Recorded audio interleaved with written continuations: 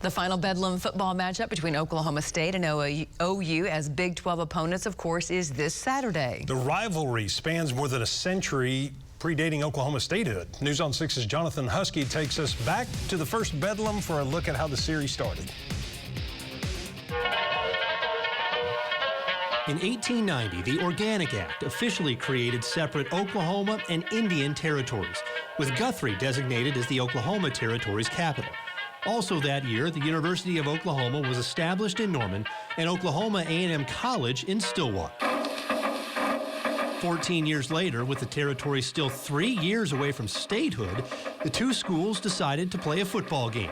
OU, then called the Rough Riders or Boomers, arrived to what is now Mineral Wells Park in Guthrie by train. Those from Stillwater, called the Tigers back then, came by horse. What followed was the first time the two schools met on the gridiron. It was a cold, blustery day. The wind was blowing, and so it was a kind of a difficult day, maybe for football, but that's the way football is. They play it no matter what the weather is and no matter what it's like. Oklahoma dominated the game, highlighted by a loose ball recovered in Cottonwood Creek, located south of the A&M goal for the first touchdown of the game. The Oklahoma Capital out of Guthrie described it this way.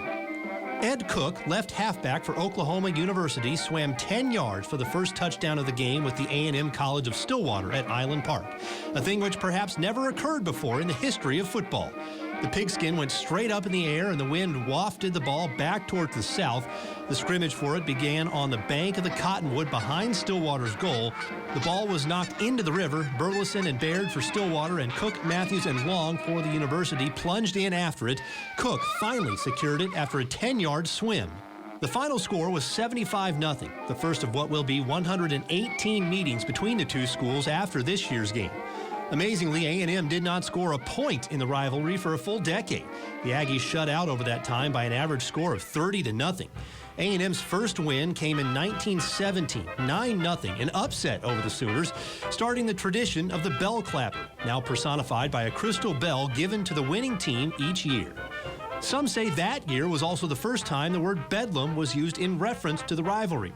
In the Daily Oklahoman, saying that fans were so surprised by the Aggies' win, Bedlam broke loose.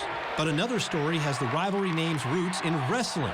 A reporter allegedly came out of historic Gallagher Hall during a match between A&M and Oklahoma and said, "It's Bedlam in there."